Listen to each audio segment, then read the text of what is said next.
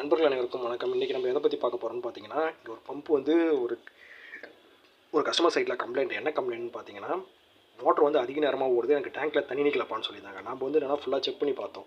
Check பண்ணி பார்க்கும்போது நான் கூட எங்கேயோ அவுட்டரில் லீக் இருக்குன்னு நினச்சின்னு ஃபுல்லாக பார்த்தேன். ஆனால் என்னன்னா எங்கேயுமே லீக்லாம் கிடையாது. இல்லைங்களா? அதுக்கப்புறம் என்ன தான்டா கம்ப்ளைண்ட் பம்ப் சைடில் வந்து செக் பண்ணுறேன். ஆட்டோமேட்டிக் வாட்டர் லெவல் கண்ட்ரோலர் நம்ம பேசிக் மாடல் இங்கே ஒன்று போட்டு கொடுத்தோம் கோயம்புத்தூர்லேருந்து வர வச்சு.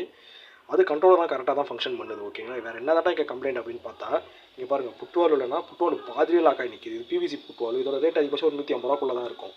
பாதிரியே புட்வால் பிளாக் ஆகி நிற்கிறதால மோட்டரோட செக்ஷன் வந்து ரொம்ப கம்மியாகுது, டெலிவரி கம்மியாகுது, டேங்க் சீக்கிரம் காலி ஆகிடுது. அது இல்லாமல் இங்கே பாருங்கள் கையில் மோட்டரோட ஃப்ளான்ச்சில் பார்த்தீங்கன்னா என்ஆர்வி, இந்த என்ஆர்வி கம்ப்ளைண்ட்டு. சரி என்னடா என்ஆர்வி கம்ப்ளைண்ட்னு சொல்லிட்டு நான் செக் பண்ணி பார்த்தா என்ஆர்வி ஃபுல்லாக உடச்சிக்கிட்டு மோட்டரோட பைப்புக்குள்ளே போய் ஏறி போயிருக்குது. மீன்ஸ் பம்பு கேஸ்க்குள்ளே, இந்த பம்பு கேஸ் இருக்குல்ல,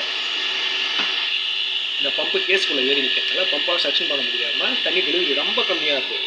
1 இன்ச் பைப்போட டெலிவரியே இல்லை. ஏன்னா இந்த பம்போட டெலிவரி நம்ம ரெகுலராக நிறைய சைட்டில் பார்க்குறோம், டெலிவரி தெரியும். இது உடச்சிக்கிட்டு இங்கே பாருங்கள், ஃபஸ்ட்டு இந்த பிளாஸ்டிக் பீஸ் உடச்சிக்கிட்டு பைப்புக்குள்ளே ஃபுல்லாக பம்போட செக்ஷன் கேஸ்க்குள்ளே ஃபுல்லாக ஏறி போயிருக்குது. இது ஃபுல்லாகவே போய் செக்ஷன் கேஸே பிளாக் பண்ணி வச்சுக்குது. அப்புறம் எப்படி பம்பு தண்ணி இருக்கும், ஏன்னா தண்ணி டெலிவரி கம்மியாக இருக்கும், டேங்க் சீக்கிரம் காலி ஆகிடும். நிறைய பேருக்கு என்னன்னா நம்மளுமே டெக்னீஷியனாக நிறைய பேருக்கு சொல்கிறது என்னன்னா, இங்கே பாருங்கள் இது வந்து சம்பு வால்வு, இது போர் வால்வு. ஓகேங்களா? அதில் யூனியன் போட்டு தான் எடுத்திருக்காங்க. அதாவது 1 இன்ச் யூனியன் போட்டு தான் ஏஸ்டிஎம் பைப் போட்டு எடுத்திருக்காங்க.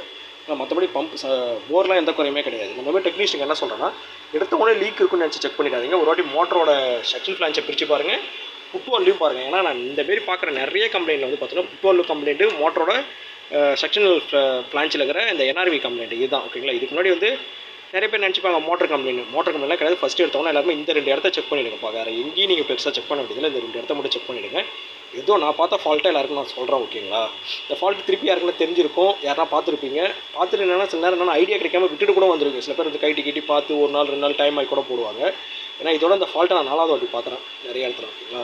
ஃபுல்லாக என்கிட்ட கூட செக் பண்ணிட்டு அதுக்கப்புறம் லீக் இருக்குன்னு நினச்சிட்டு போங்க. ஓகேங்களா? வேறு எதுவுமே கம்ப்ளைண்ட் கிடையாது. அப்புறம் automatic water level control on ஆகிடுச்சு, பம்பு வந்து ஆனால் ஓடிட்டு தான் இருக்குது. ஓகேங்களா? அதனால் என்னென்னா ஃபுல்லாக பாருங்கள் சூப்பராக நம்மளோட ஒர்க்கை ஃபுல்லாக முடிச்சிட்டோம். ஓகேங்களா?